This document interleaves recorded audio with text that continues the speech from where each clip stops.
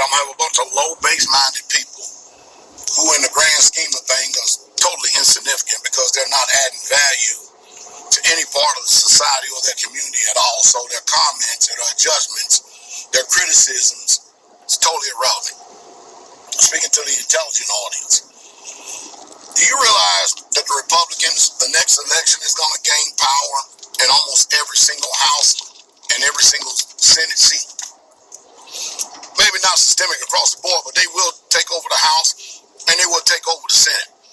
Because we're only 4 months into the presidency of Joe Biden, and just right off the top of my head, border crisis, Hamas and Israel bombing the hell out of each other, taxes, corporate taxes, capital gain taxes, investors are not investing in companies no more. Companies that Trump did get to stay here rather than going abroad to either China, Japan, or Mexico, mainly Mexico and Japan. Now they're packing up.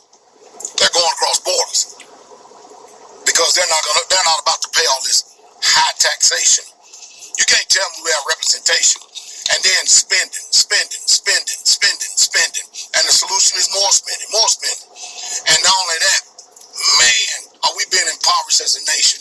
Now, if you go back, and I'm being truthful and honest over history right here, all right? You go back and you be truthful over history. Calvin Coolidge, John F. Kennedy, Ronald Reagan, Bush, and President Trump. They all stimulated the economy when they cut taxes on corporations, when they cut taxes on individuals. The Democrats, like I said, I can't understand for the life of me why in the hell would somebody want to be a Democrat. I don't know what it is. I know they can't be studied and learned. That's one thing I learned about closed-minded people. They don't care about what really is truth. They only care about what their truth is, and they believe, but through their own truth, they're some way, somehow, under the illusion that they're going to be able to persuade God. I'm going to say someone I was acquainted with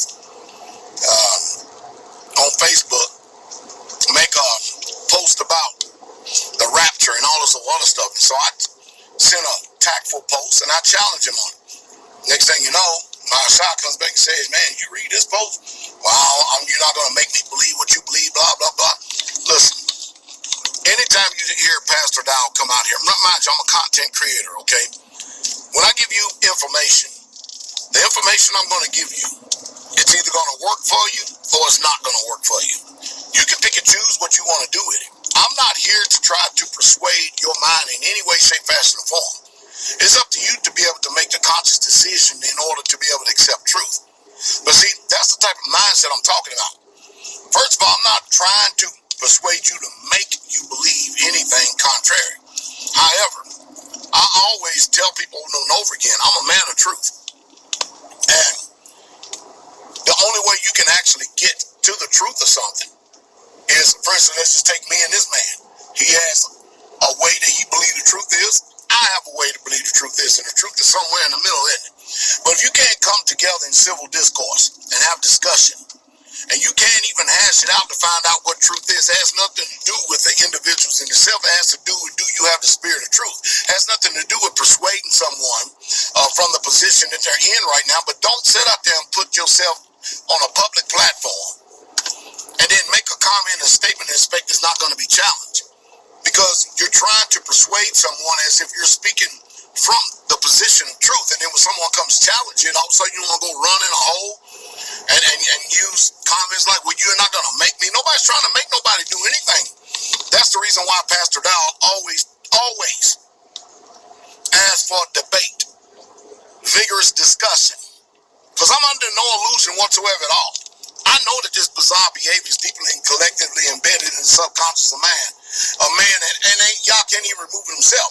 People actually think that they are the sum of all wisdom and epitome of all righteousness simply because they're living and breathing. And they believe they have, here's the new statement of the day, your truth. Tell me what your truth is. You don't have a truth. I don't have a truth. There's only one truth, and that's called the truth, period. And it's up to us to line up to those truths. But anytime someone is not willing to come to the table to sit down when you open up the doorway to have a civil discussion discourse, you know that these closed-minded individuals actually believe and they think that they're right. Because listen, I'm a man. I'm of the position, if I'm wrong, let me hear your position. Let me hear your persuasion. Give me an opportunity to sit back and evaluate this. And if I can see and if I can hear and I can discern that I was off in some area, good. I thank you for the information. It allows me to be able to adjust to make me a better man, a better individual.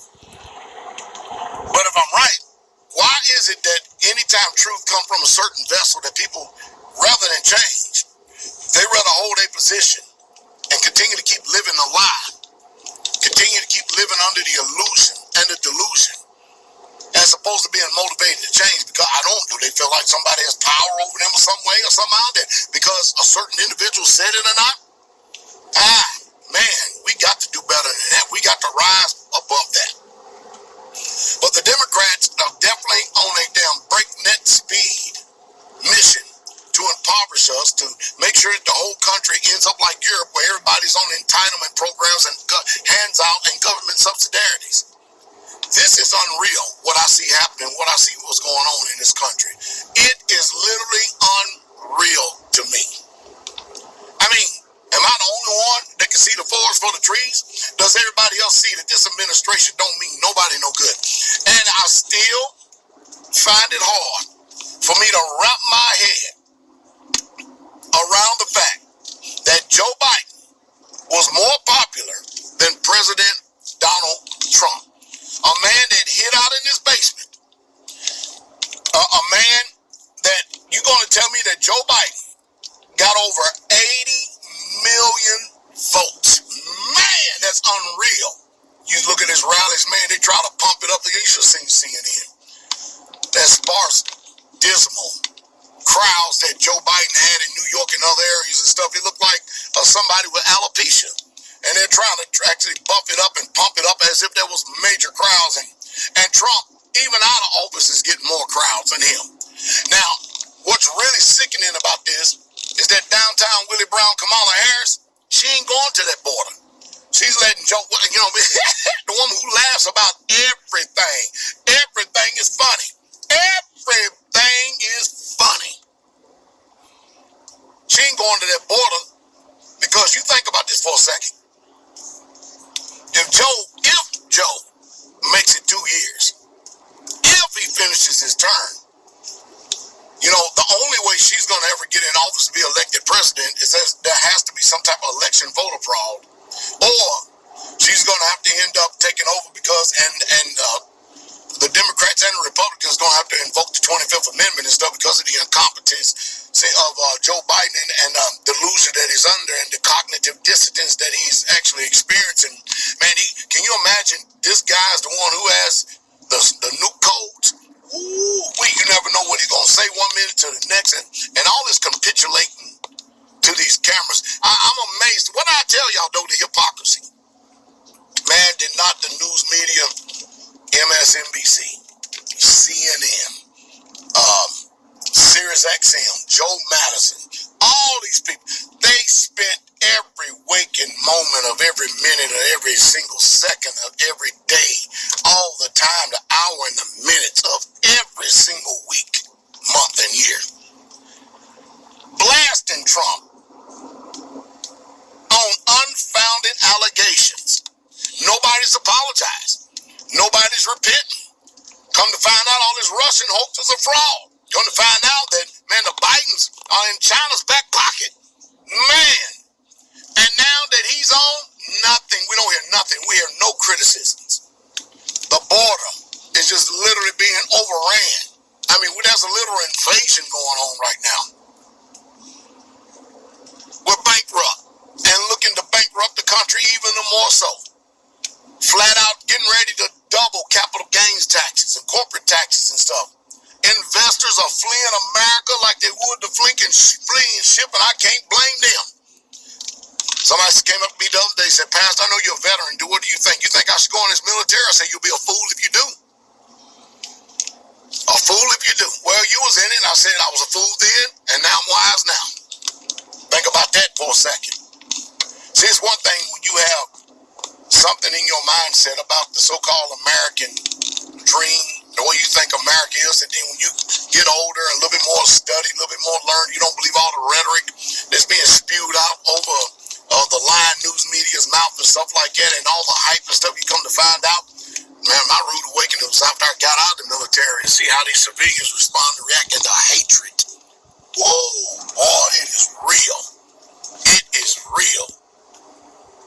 I was like, I can't believe I spent time serving this country for these damn people. The arrogancy, the audacity, and the unmitigated gall. Unbelievable. Ain't no way. I was like, There's nobody in my generation that as much as I can, all the influence I can, especially as a passed over assembly, man, I'm going to make sure that nobody ever joins not this military, because this is not a military with the best interests of the people in the mind to defend the Constitution and the rights of the American citizens. They want our children as cannon fodder. Why they send all their children to the best Ivy League schools and everything else, and then they end up running the country and stuff, and our children end up dying on the battlefield. Ain't no way. I can't do it. I can't do it, won't do it. I'm going to educate my generation, or the generation coming behind me. I'm going to educate them more than anything so they don't make the same mistakes that we do. At least one thing, I'll be a voice that their father and mother and grandfather and everybody else, because, you know, a lot of time people steeped in foolishness. I'll be a voice to them, at least give them some information, then let them be able to make the proper choices and decisions for themselves. However, if they listen and do things my way, by the time they're 30, 35 years old, they can have their own land, have their own home with no mortgage, and really truly learn how to live a real dream and not this damn nightmare that we've all seemed to be exposed to.